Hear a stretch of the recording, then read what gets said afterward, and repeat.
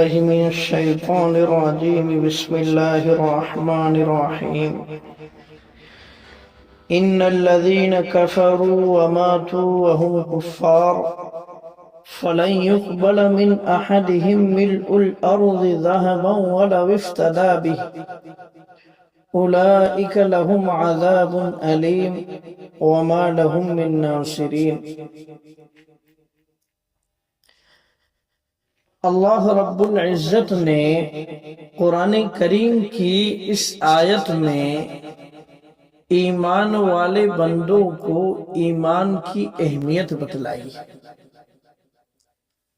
اور اللہ نے مثال دے کر کے سمجھایا ہے. اللہ فرماتے ہیں ان الذین کفروا وماتوا وهم کفار، کہ جو لوگ دنیا سے کفر و شرک کی حالت میں رخصت ہو گئے، فَلَن يُقْبَلَ مِنْ أَحَدِهِمْ مِلْءُ الْأَرْضِ، تو ان لوگوں میں سے کوئی شخص اگر کل قیامت کے دن اللہ کی بارگاہ میں جاتا ہے اور زمین بھر سونا پیش کرتا ہے فدیے کی طور پر، اور اللہ سے یوں کہتا ہے کہ یا اللہ میری جانب سے اس سونے کو فدیے کی طور پر رکھ لیجئے اور میری جان کو بخش دیجئے، مجھے معاف کر دیجئے، تو اللہ فرماتے ہیں کہ فَلَن يُقْبَلَ مِنْ أَحَدِهِمْ مِلْءُ الْأَرْضِ، کہ ان میں سے کسی کی جانب سے بھی ہرگز قبول نہیں کیا جائے گا. تاکید کے ساتھ میں اللہ فرما رہے ہیں، یعنی اگر ہم آج کے محاورے کے اعتبار سے اور آج کی زبان کے اعتبار سے اگر کہے کہ کوئی شخص اللہ کی بارگاہ میں رشوت پیش کرے، کیا کرے؟ جیسے آج کل جو ہے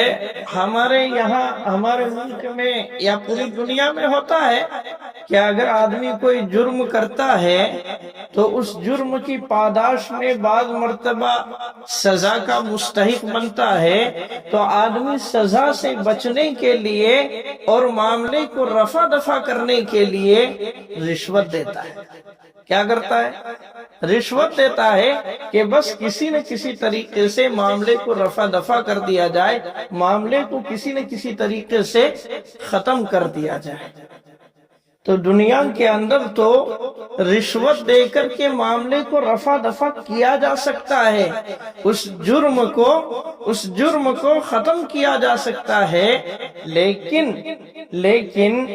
اللہ کی بارگاہ میں اس طرح سے رشوت نہیں چلے گا. وہاں تو ایمان کا سکہ چلے گا. کہیں کا سکہ چلے گا؟ ایمان کا سکہ چلے گا. اور کفر و شرک یہ جرم عظیم ہے اللہ کے نزدیک کہ جس کی کوئی تلافی نہیں ہو سکتی، جس کی کوئی معافی نہیں ہو سکتی. اسی لیے قرآن کریم کے اندر اللہ نے دوسری جگہ پر فرمایا ہے ان اللہ لا یغفر ان یشرک بہ ویغفر ما دون ذلک لمن یشاء، کہ اللہ رب العزت انسان کے ہر گناہ معاف کر سکتا ہے، انسان کے ہر گناہ کو معاف کر سکتے ہیں سوائے شرک کے. کوئی بندہ اللہ کی ذات کے ساتھ میں شرک کرے یا اللہ کی صفات کے ساتھ میں شرک ٹھہرائے تو اللہ جو ہے اس کو معاف نہیں کر سکتے. باقی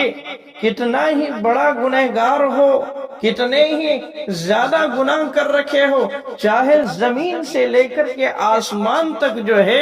گناہوں کے انبار لگے ہو، اللہ رب العزت ایسے بندے کو بھی معاف کر سکتے ہیں، لیکن شرک کو اللہ معاف نہیں کر سکتا ہے. شرک ایسا جرم عظیم ہے.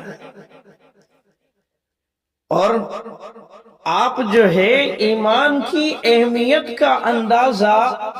اور کفر و شرک کی قباحت کا اندازہ اس بات سے لگائیں کہ اللہ کے نبی علیہ السلام کے چچا ابو طالب کہ جنہوں نے جب تک کہ یہ زندہ رہے تو اللہ کے نبی علیہ السلام کا سپورٹ کرتے رہے، آپ کا ساتھ دیتے رہے زندگی کے ہر موڑ پر، یہاں تک کہ جب مشرکین مکہ نے مسلمانوں کا بائیکاٹ کیا، مسلمانوں کو شیب ابی طالب میں قید و بند کر دیا، تو ایسے وقت میں بھی آپ کے چچا ابو طالب جو ہے مسلمانوں کے ساتھ تھے اور ان ساری کی ساری پریشانیوں اور تکلیفوں کا سامنا کیا جن پریشانیوں کو مسلمانوں نے جھیلا۔ لیکن دنیا سے رخصت ہونے کا وقت ہے ابو طالب کا، ایک جانب محمد رسول اللہ ہے اور دوسری جانب جو ہے قریش مکہ کے کچھ سردار بیٹھے ہوئے ہیں، اور قریش مکہ کے سردار یہ تاکید کر رہے ہیں، کہہ رہے ہیں کہ دیکھو ابو طالب، تمہارے دنیا سے رخصت ہونے کا وقت ہے، کہیں ایسا نہ ہو کہ موت کے ڈر سے تم اپنے آباء و اجداد کے دین کو چھوڑ کر، بت پرستی کو چھوڑ کر کے اپنے بھتیجے کے دین کو قبول کر کے چلے جاؤ، ایسا نہیں ہونا چاہیے۔ اور دوسری جانب محمد رسول اللہ اپنے چچا سے فرما رہے ہیں کہ چچا جان، آپ میرے کان میں ہی کلمہ پڑھ لیجئے، کل قیامت کے دن میں آپ کے ایمان کی گواہی دینے کے لیے تیار ہوں۔ لیکن اللہ نے ان کے مقدر میں ہدایت نہیں لکھی تھی،